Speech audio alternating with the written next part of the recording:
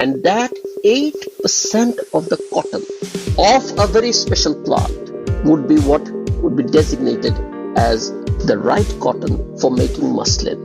I realized that the fossilized plant is in the Kew Gardens in the UK, which I had seen. It is also in Kolkata.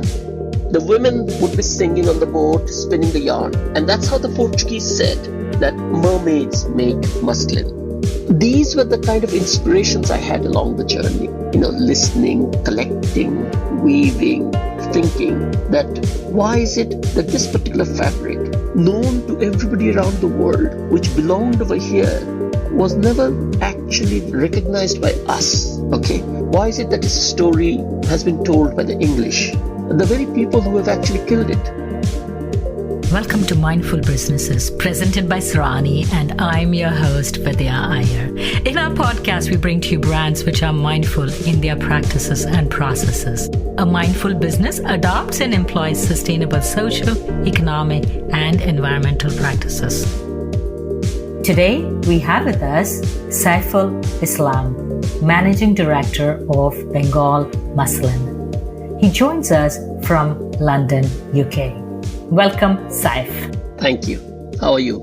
I'm well. I'm so happy to connect with you. I love fabrics myself. I have hundreds of saris. So it was really fascinating to hear about what you do and in your whole journey. Yeah. And, one of the main things with the history that you and I come from is the British Conquerors. Most people think of them as coming east for the spices, but they also came for our silks, for our fabrics, for our textiles. Yeah, absolutely right. I mean, as a matter of fact, not only the British, but there was a whole list of people who used to come from the West. And you could almost start with the Romans, because the description of muslin as woven air was given as ventura textilis. This was given by the Romans. And you can imagine that the Romans, when they first saw this sheer cloth, and then later on, as you see them in the statues, you see these men and women, in these kind of poses with these drapes of cloth. I mean, a lot of the time it could be muslin. I'm not sure that it was, but I know for a fact that Romans used to order muslin from Bengal. And by that, I mean East Bengal, because at that time, Dhaka and the surrounding areas of it, which are famous for muslin, they would take an order from the Romans, and the Romans would wait 3 years to get the delivery of that cloth. And remember that in those days, most of the shipments would not happen over sea, but they would happen over land because, in Bengal, they wouldn't go into the seas. The seas were later conquered by the Arabs in the 12th century, 11th century. Again, they loved muslin to the point that you would muslin for going on Hajj, which is one of the pilgrimages for a Muslim, for a gift to the Prophet. There are, verses about that. And subsequently, it was the Dutch, French, Portuguese, and actually finally it was the English who came for these treasures. So there's a whole host of them. And Bengal at that time was enormously rich because, as the Romans complained, that all the silver of Rome was ending up in Bengal.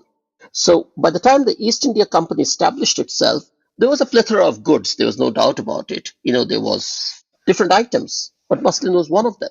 When did the East India Company come out east? Well, as you know, Shah Alam, the Mughal emperor, with whom they signed a treaty which allowed them to come in at that time, that was the 17th century, of course, when they came in. But they were, as usual, you could almost say, very diplomatic and very oriented towards trade. However, they quickly discovered that this was the last remnants of the Mughal Empire, and therefore there was an opportunity to grab land and to grab the trade routes, and that's what they did. 69, 17, 70, around that period for 2 years, 75% of the profits of the East India Company came from one item only. And, no prizes for guessing that. That was muslin. And if you think about it, I mean, the margins were enormous on what they were selling the cloth for. I mean, they were making a huge profit on it. Let's start from the basics. Sure. What is the fiber that is used to make muslin? All right. I mean, this will sound like a bit of a cloth 101. Yes. But obviously, there are 3 elements to a cloth. Okay, very basic. One is obviously you've got to have the raw material, which is cotton. Okay. Next, you've got to have the thread, which is the yarn. And next to that, you have got to take the yarn and put it together into a cloth, which is known as weaving. So you've got to have these three parts of the process and raw materials, one following from the other goes there. Now, the basic raw material, which is the cotton, comes from the plant. And in muslin's case, it is a very special plant known as Phuti Karpas. Now, that is the Indian or the Bangla name for it. Karpas actually means cotton, okay? But in Bangla, we say tulo, as it is said also in Urdu and sometimes in Hindi also. But tulo means clean cotton. Karpas means raw cotton. So therefore, Phuti Karpas, which is the flowering of that. And there's a hint over there, because when you see the paintings of that plant, because there are only paintings left at this point in time, you can see a very distinctive yellow blooming flower. And in terms of its uniqueness, this plant was slightly different from other cotton plants today that you have. Okay, it was smaller, it was reddish colored.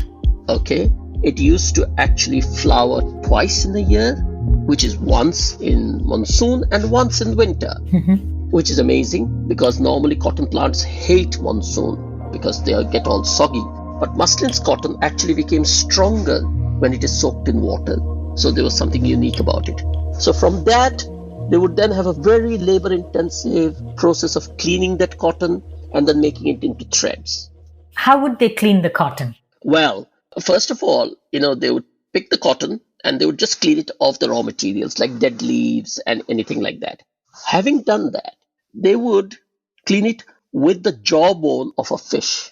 Now, that is a fish known as boal fish, quite a common fish actually. It's a family of the catfish. But they would have a specific size, about 2.5 inches curvature of the jawbone. And the teeth over there are in double rows. And they are, staggered teeth. So that would be the finest comb that you can get on earth. And with that, they would clean it.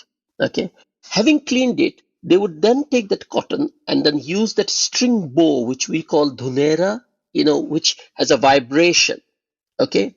The uniqueness in terms of muslin was because the fiber was so short, the cotton was so precious, that they would never touch the string of the bow to the cotton, but they would actually just strum the bow just above the cotton, thus creating a sound wave.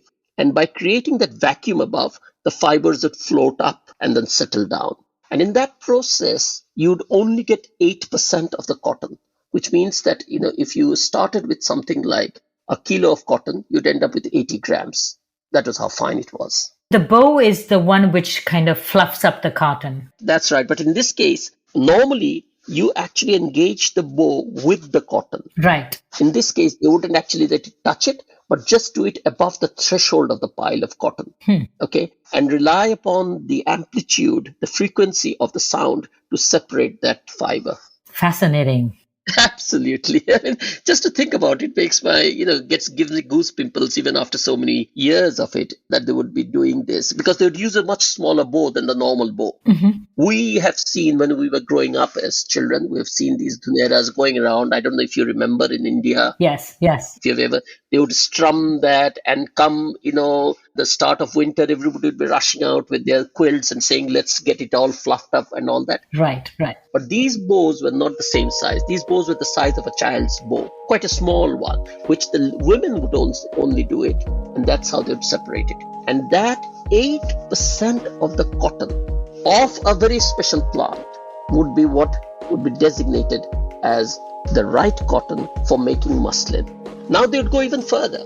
They would spin the yarn. And when they spun the yarn, because they needed the proper humidity, okay, which was not always available because they needed high humidity but dry conditions, they would actually put their charka, which is the spinning wheel, okay, in this case, it was a straight spindle, not the round one.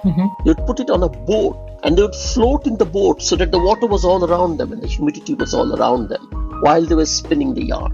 And so in early morning, which is when they would do it, or late evening when they would do it, okay, the women would be singing on the boat, spinning the yarn. And that's how the Portuguese said that mermaids make muslin, because they thought that these women, their voices coming out of the fog and the underwater, and then muslin is being produced. It made the legend. And so the legend was that the Portuguese said, no, it wasn't mermaids. It was actually women, but it happened in these conditions. Now, once they had made the yarn, that would be divided into three categories. Okay, that out of the finest cotton, they would be doing the fine yarn. And then from that fine yarn, they would actually make a category 1, category 2, and a category 3. And the finest category would actually be the one which went into the body of the sari. And then the second and the second would go into the lower border, and the third would go into the upper border. Was it a special kind of seed? The seed itself? Yeah, the seed. There are different kinds of cotton seeds. Like I know in America, we have one particular kind of seed. Yes. But for the muslin, the seed is unique. And for hand spinning, the thread of the cotton has to be shorter, right? Yeah. Yeah, well, I'll explain it this way. First of all, when it comes to cotton, like many other botanical species around, there are 4 main varieties. That's it. The world has given us 4 main varieties over millions of years. They've given us that. And I can tell you the technical names, the Gossypium herbaceum, Gossypium hirsutum, Gossypium barbadens, Gossypium arboreum. Anyway, long Latin names, but there are 4. Out of those 4, muslin's cotton came from one variety, which was arboreum. The cotton that you see in the States, okay, hirsutum, is another variety. And most of these cotton varieties, until almost about, let's say, 300 years ago, were about 25%, 25%, 25%, 25% of the world's cotton. Today, the American variety has become 95% because it has wiped out, and this is where my blood begins to boil about this, is that it has wiped out all other local varieties of cotton by simply the fact that it is the best cotton suited for machine purposes. Now, the cotton that was coming for muslin was a variety that was not suitable for machine purposes. And why? Because the fiber of it was short, and the fiber that they needed for machines was long. That was one of the reasons why. However, there were other reasons why the fiber for this particular cotton that came from this particular seed was special. Okay, it was the cross section of that. So what happened is that, yes, these seeds were so precious that farmers said that they were more precious than silver. And once a crop had finished, seeds would be taken and kept for the next planting, coated in a particular oil known as ghee, which we know in our part of the world, which is clarified butter. Clarified butter, yeah, absolutely. So they would coat it with that and keep it slightly heated, holding it over a kitchen fire. And it had to be kept that way, slightly heated, coated in clarified butter until the next season, which would be about, let's say, 5 months away. Okay, and they would be planted again. That's the way this seed would last. And it was so precious that it could be sold for its weight in silver, they said. Out of these 4 varieties, it came from one of the varieties, but within that one variety, there were thousands of sub-varieties. So this was a sub-variety within that one variety. And today, that entire variety, along with 2 others, has been obliterated because of what we call as development, which I sometimes wonder whether it is. What are the other conditions? So it needs humidity, but it needs it to be dry. What are the conditions, ideal conditions for this fiber to grow, for this kind of cotton to grow?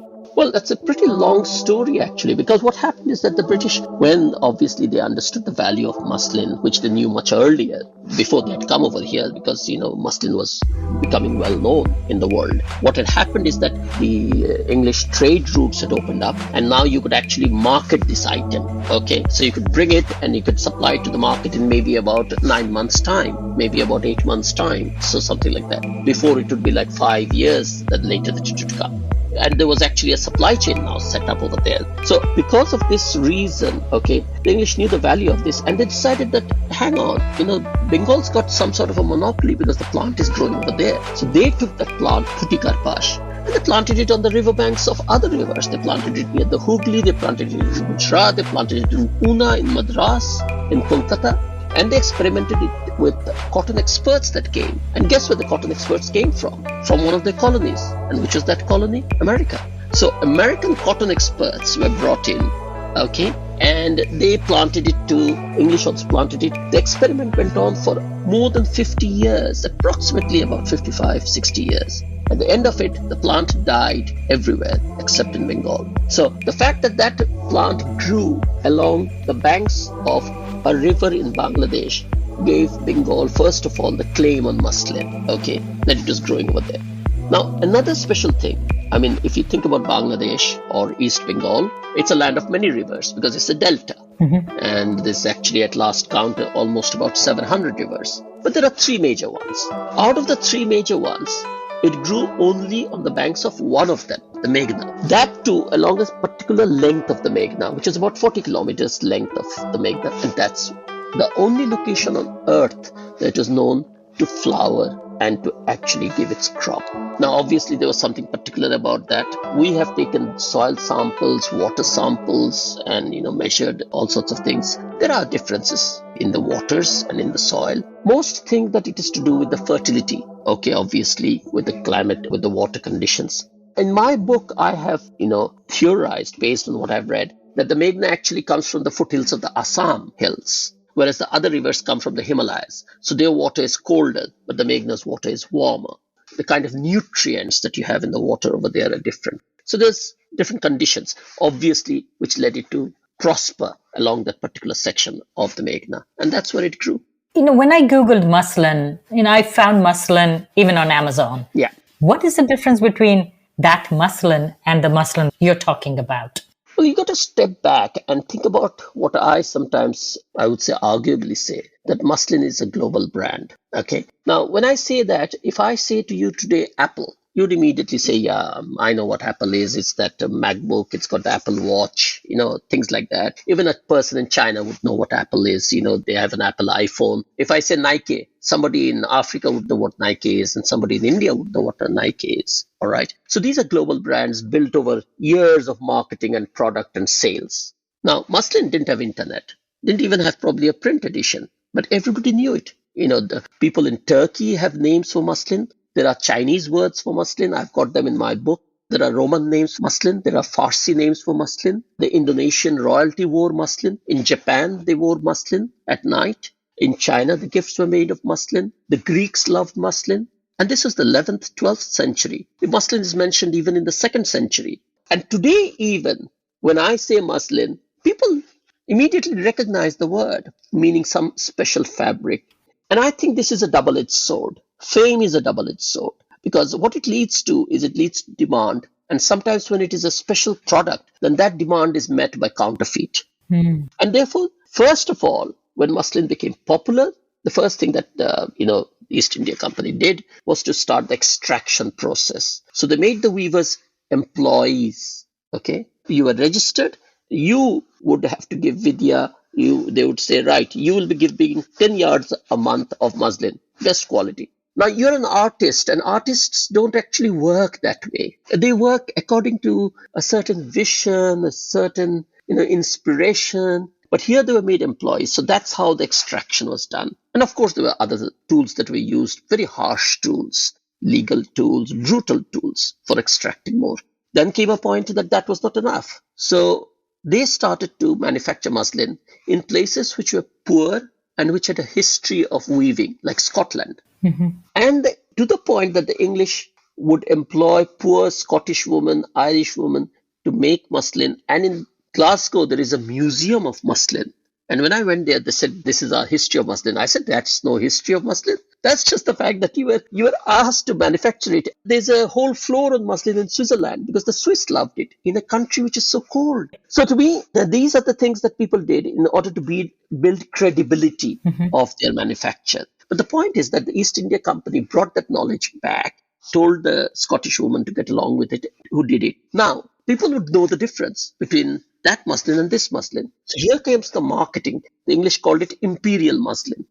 Imperial muslin was the muslin they made in Britain, in Scotland, whereas the Indian muslin was the one that was the real one, the original one. But in order to fool the people, they would put spices inside those clothes. So they'd put cloves and cardamom inside it. And when customers would open it in their shops, they would say, it's just come fresh from Bengal. You can almost smell the spices in here. Now, this continued to the point that today, if you go on Alibaba, there are 128 different varieties of muslin. Not a single one of them is muslin. You go on Turkey, there is muslin. You go to America, they wrap babies' bottoms in muslin. They make jam in muslin. Those are not muslin. Those are cheesecloth, okay, which is just, wide, weft and warp, wide gapped, loose, very loose, woven cotton cloth. What I often say is that muslin was light, white, okay, and cotton. But everything which is light, white, and cotton isn't muslin. So everything that is here today in the world today is not muslin. Mm-hmm. I will give you this much, like we do ourselves also, okay, using some element of Phuti Karpas and other yarn. That's what we do. So if at least it is hand spun, even if it is not Phuti Karpas, but if at least it is hand spun, if at least it is 250 count, not the count that you and I are wearing, which is probably 50, 60, 250 count at the minimum, going up to 300, 400. If it is that, if it is hand woven, okay, then you could claim for muslin and it is 100% cotton. That's the minimum that it should be. We are in a podcast, so our listeners Yeah, don't know what an actual muslin looks like. Can you give them a visual? sure. How does it feel to the touch? Initially, when I started to just inquire into muslin, I wasn't very impressed with a few items that I saw in the museums, like, for example, Victoria and Albert. And so I went to Brighton Museum. I saw a few items even in Delhi. And then I happened upon a collection, a private collection in Kolkata, which had about 25 of rare pieces of muslin. And I was allowed to hold them and see them. They were very generous with showing it to me. It is something which you don't really realize whether you're holding it or you're not holding it. It's so light. It is so, so light that you don't realize whether it is on your hand or not. You may feel a thread or two, but you don't feel the whole cloth. And for my book, you say that, okay, there's a photograph of the author in the book. I remember that for the exhibition, we had brought samples of muslin from around the world, private collections, I had borrowed them. And I was looking at it for the exhibition. And the photographers were photographing or cataloging these muslins. And they took some photographs of me. And the photograph of me in my book is taken through muslin. And you can see me as clearly as you see me right now. Wow. So in its transparency, in its lightness, and in its almost like the non-feel of it, there is almost no feel of it. It is ethereal. And when I was initially looking around for it, I went to the National Maritime Museum in London, just outside London, Greenwich, over there. And the curator, a good friend, she was talking about muslin. And this was my early days. And I said to her that, Julia, how would I know that it is muslin? It looks similar to others. And she said, Saif, you'll know muslin when you finally touch it. Okay, there's something about it that you'll know it, because it just almost feels like, have I really touched it? Have I really felt it? It is very, very light, very transparent, and there's a certain glow on it, which even over the centuries, that certain glow doesn't go away. Because most of the time muslin wasn't dyed. Most of the time it was used in its natural color, which is slightly off-white. Almost an ethereal feeling. Very much so, very much so. Beyond ethereal almost, you'd say. Okay. The word is overused, but it is true that, when people say that the Arabs described it like the skin of the moon, and the Romans would describe it as, woven air, they are coming very close to what it was. How did you start your journey? How did you? And of course, you probably had heard about muslin growing up because of your heritage. But how did you start this journey? You were not into textile or materials in your career and before this. No. As I studied engineering, and then I joined a multinational company. I ran companies. I worked in companies. I worked in various countries around the world. Moved from Bangladesh, where I had started, to other places in Asia, then to Africa, and finally to Europe, and then to the UK. So I spent about 25 years managing companies, and I loved my job. Absolutely. About that, there's no doubt. However, I decided that I'd take an early retirement. So about 7 years ago, I left the job because I just thought that, the kids are growing up and I'll try and do whatever interests me. My interest in the arts had always been there. My interest in reading had always been there. And I've always had a certain level of basic curiosity about things. I'm a bit of a jack of all trades, I suppose, in that aspect. And when I was with Drick in Bangladesh, it's a multimedia kind of an activist agency set up by Shahidul Alam, who's a very famous photographer himself. I was approached in London by a couple of gentlemen who were part of a trust that looks into South Asian heritage. And they had done a little work on muslin in terms of a book and an exhibition. And they said that, we should take it to Bangladesh because that's the root of this, the source of this textile. I said, sure, sounds interesting. I knew that muslin, same as everybody else. I knew that it was a special cloth. I knew that the East India Company had come and exploited it, and then it was finished. So I said to them, but where is the cloth? And they said, we don't have any cloth. I said, all right, so where are the weavers? They said, well, there are no weavers who can weave that. I said, okay, so where's the plant? And they said, the plant is extinct. I said, so what are we going to be showing in the exhibition? And they said, we've got some photographs and so on. I said, well, if you take that story back to Bangladesh, it sounds kind of reduced, doesn't sound very convincing, but still, I suppose the essential kernel of the idea was interesting about muslin. It was. So when this was in 2013, beginning 2014, I went back to Bangladesh, where I go about 2-3 times a year. I discussed it with the people over there, and they said, you need to know a little bit more. So I read a few articles, and I read about this plant that grew. And for some reason, I said to the guys that, look, that plant isn't there. But you know what? The rivers are still there, even though they've moved course. Let's just sail those rivers and talk with the people if there's any kind of a memory in the land about it. Not the memory that is there in the libraries, but amongst the people.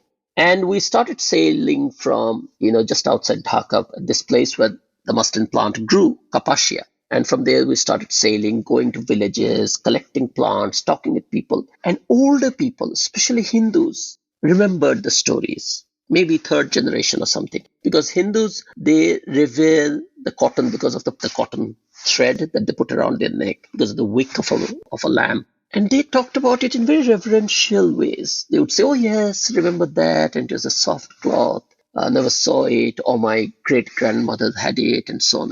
But everybody had a certain, I would say, nostalgia, respectful nostalgia about it. It wasn't like people were saying, oh, forget about it, that was in those days. Today we have nylon and we have synthetics, why bother about it? Nobody said that.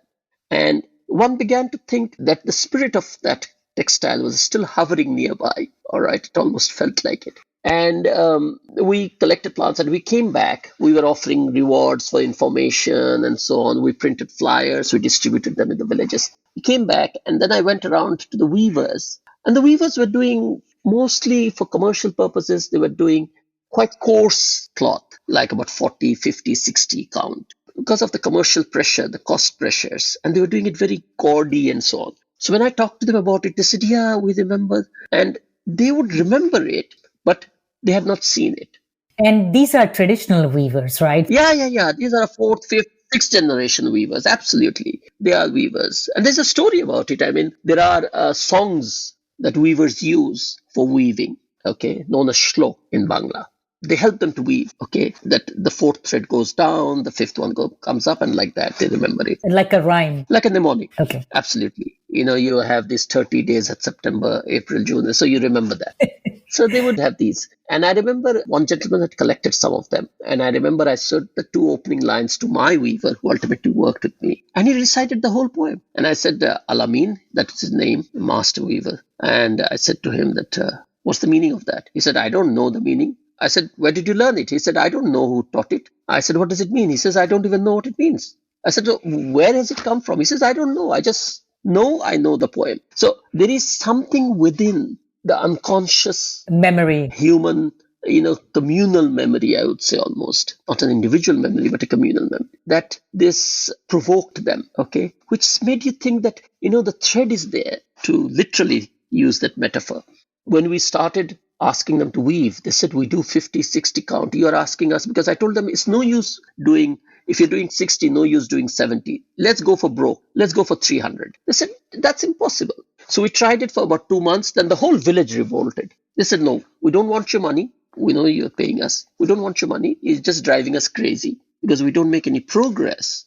So I remember I went there with my projector, slide projector, and everything in my laptop and everything. I gave a presentation on muslin to all the villagers. And they listened in rapt attention. At the end of it, they said, we will do it. Okay, it's part of our identity, because everybody wishes to be recognized beyond remuneration, right? You want to earn a living, but you want to earn a living in a manner where people, applaud you for it, okay, rather than look down upon you. And the weavers were the same. So that's why they took it up. So these were the kind of inspirations I had along the journey, listening, collecting, weaving, thinking that why is it that this particular fabric, known to everybody around the world, which belonged over here, was never actually recognized by us? Why is it that its story has been told by the English, the very people who have actually killed it? It's fine. I applaud them for the fact that they've told the story, but they don't mention Bangladesh. So to me, it was a sensitive point that our country's heritage, robbed by others, told by others, could not be claimed by us. And therefore, I thought, okay, let me try my best. At the end of the day, I was not a natural fit,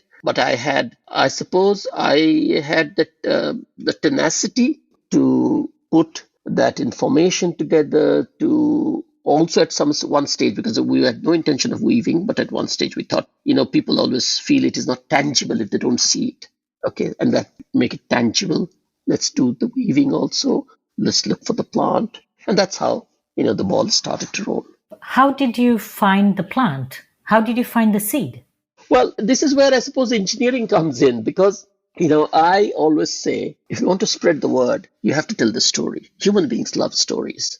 However, if you want to establish the fact, then you've got to have measurable data. So it is the same for, it's great to say it's ethereal and it's gossamer-like and all that. But hey, show me the color, show me the plant, all right? So I realized that the fossilized plant is in the Kew Gardens in the UK, which I had seen. It is also in Kolkata. Okay, the fossilized plant, about almost 200 years old, but it's dead. I mean, you can't do anything with it. The seeds are also along with the plant. Sometimes the seeds are there, but they're dead. What you could do is you could collect them and do the DNA test. Okay, and so we did it with university in England. We established a certain DNA. So this is where the science comes in. Never mind the legend and the stories and all that stuff. And then we did DNA of the samples we had collected. And one particular one came about 70% match. Now, these matches can vary. And that's where we have come to in our search. Maybe, and we have been cultivating it, growing, using some of that cotton as a filler, not as the main yarn, but as a filler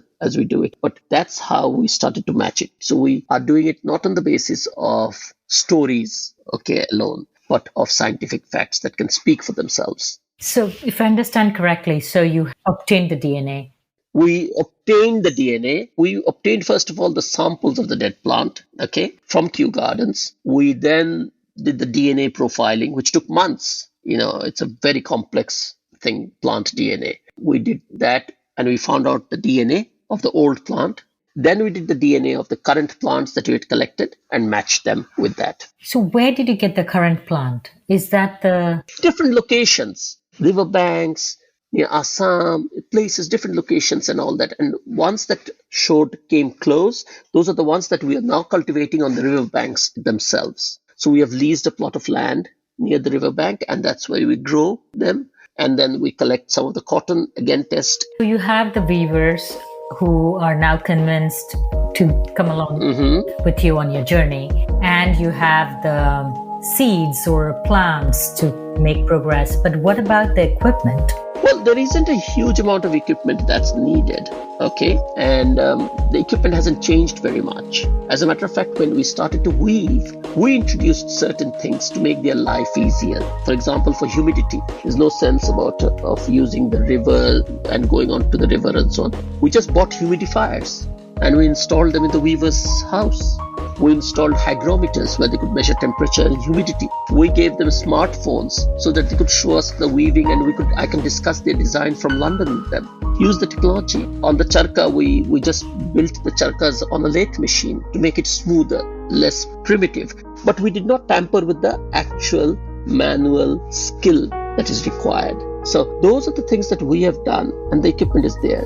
I think our biggest challenge will probably be in the yarn, because the yarn is still that we're using. We're spinning in India, okay, using Indian cotton and our own cotton, and that is still a big challenge. But what we have done is that we've moved our weavers, the ones we are working with, because it's not many. It's basically one person that we started with. We started with a whole bunch. It came down to one person, and from him now is about another 20 people that can do it.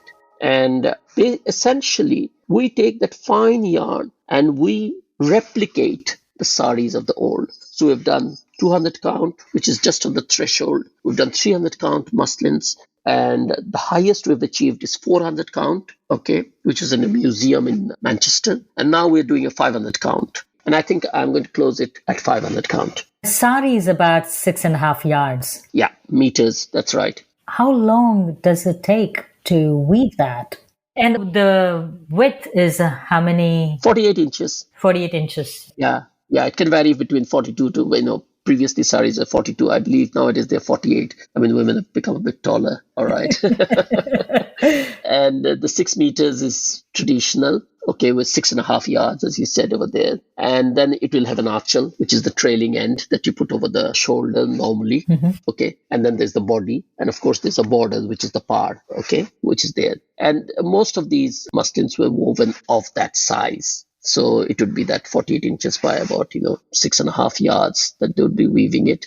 Either they would weave it as plain, so no designs on it at all, or they would weave it in the other varieties of muslin, like they would weave a striped one or a checkered one. Or the last and the most unique one was the jamdani, which was the flowered one. So they would weave it according to that. Now, everything depends upon two factors. If I take out the quality of raw materials, the two factors that are important is the fineness of the yarn. When you ask that how long does it take? So if you go from 200 to 300 count, it's not that, that's 50% more time. It could be 70% more time. Okay. 300 to 400 is a huge jump. Okay. It's not just, 100 count more. 400 count is another ball game altogether. So the fineness of the yarn is a major factor. And the second is the design, the complexity of the design. Because jamdani is that unique one where the motifs are actually, woven into the weft. Okay, so they're woven in there. And because of that, if you have a very complex one with very fine yarn, it takes literally more than a year. In our case, when we did 300 count without knowing anything about it, it took us approximately about 8 months to weave one sari. The next one took us in the region of about 5.5 months. So I think we are there in terms of 5 months to 6 months for a 300 count. And once the process is, thought through better, the process is standardized, it may... Yeah, well, yes, it's standardized. The designs are standardized. The problems are standardized, like, the yarn, they've got a hanger. And one other very important part is obviously the reed through which they pull those yarns. So the fineness of the reed. And we have to even redesign reeds and so on. So all that is done. Then you get much more confidence in working on a particular design.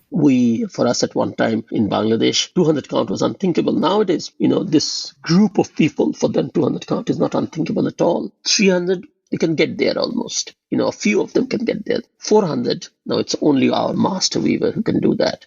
But with him now we are working on a 500. And these are not plain. These are all, with the flowered geometric design of jamdani on top of it, of the old. And the one in the museum is just as see-through as the one that you have seen now, or even more than that almost. Can one purchase these saris? Yes, they can. I mean, initially, my intention was to ensure that people believe that we can do it and we can replicate it, okay, to give confidence to the buyer and to the weaver, okay, that it can be done, to establish the credentials, you could say. But once now that I know that we can do it, 200 count is what we are selling, 300 count we are selling. And just last month, a lady has placed an order for a 400 count, which I told her that, look, I'm not going to give up my 400 count. I'll make a new one for you, but you'll have to wait a long time and it will be very expensive. And she said, I don't care about the expense. I don't care about the time, but I want one. So she's probably going to have one. So how much does a 400 count sari made in muslin, Dhaka muslin cost? Price is about $6,000. Could be a bit more. Okay. If you go for more complex or something, we're not going to go for more complex. It's really a very beautiful sari. I can send you the pictures of it. Okay. Which is theirs. And that's what she wants. And she says that she's willing to wait for it. We know we can do it. Okay. So we'll try and do one. So it's a piece of history. It's a work of art. At this point, it's not a piece of clothing. Two things. One is that they're each of them unique because you can't have another one of the same one. So it is unique. It's like an art. It is a heritage because it obviously has enormous roots that go back about almost 800, 900 years back. And it's something that I think just stays in value. I mean, if you treat it well, then it stays in value with you. And I do insist that my weaver puts his name on the sari, just like an artist puts their name on a painting, because I think it's a work of art. So at the trailing edge, he weaves his name in, so that this is his creation. And these are creations. So all these saris are by order only at this point.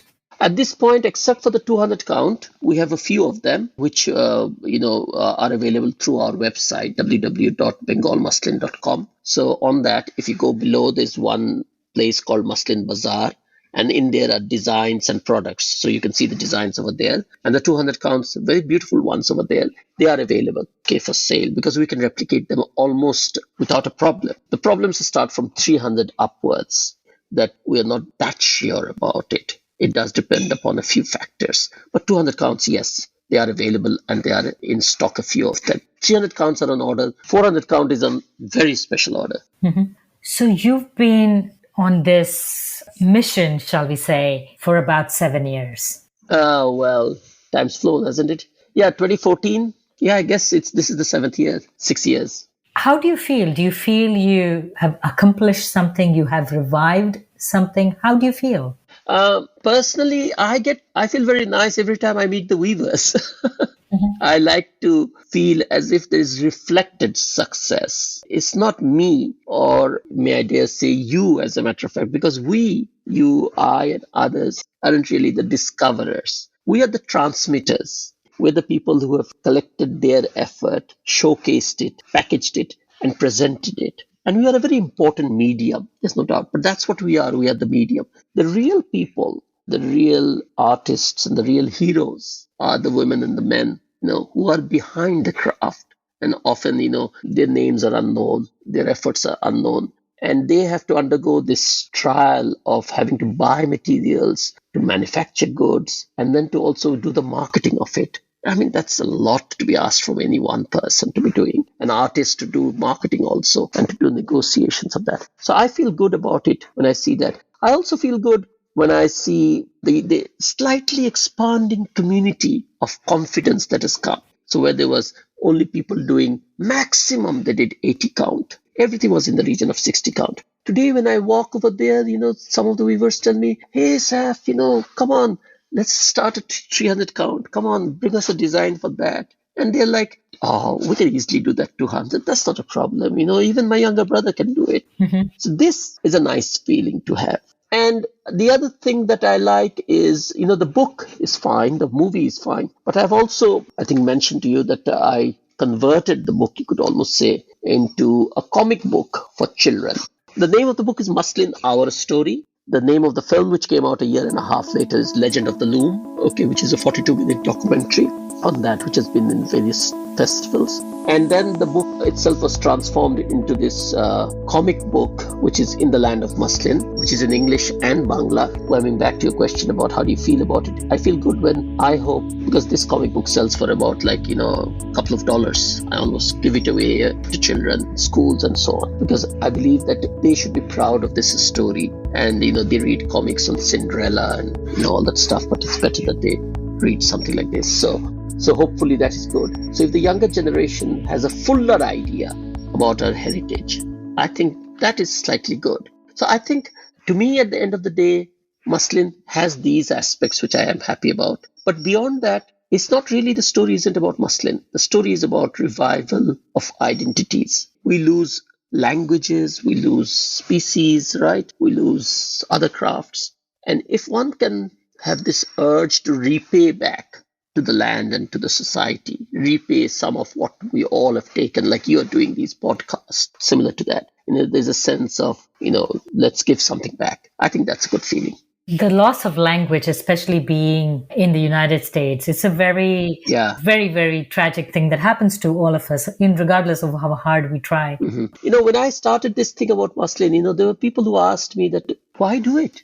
Who's going to wear it? It's so expensive. You expect it to really make any sense besides all this fine machine cloths and all that is available and so on. And my kind of rationale, if you call it that, was that I said, look, you don't have a turkey every day of the year. You have a turkey when there's a special occasion. You don't wear a fancy suit every day of the year. You wear it on a special occasion. Muslin was never an ordinary item. Quite literally, it was a bourgeois item, a luxury item, royalty. It gave you a sense of power and privilege.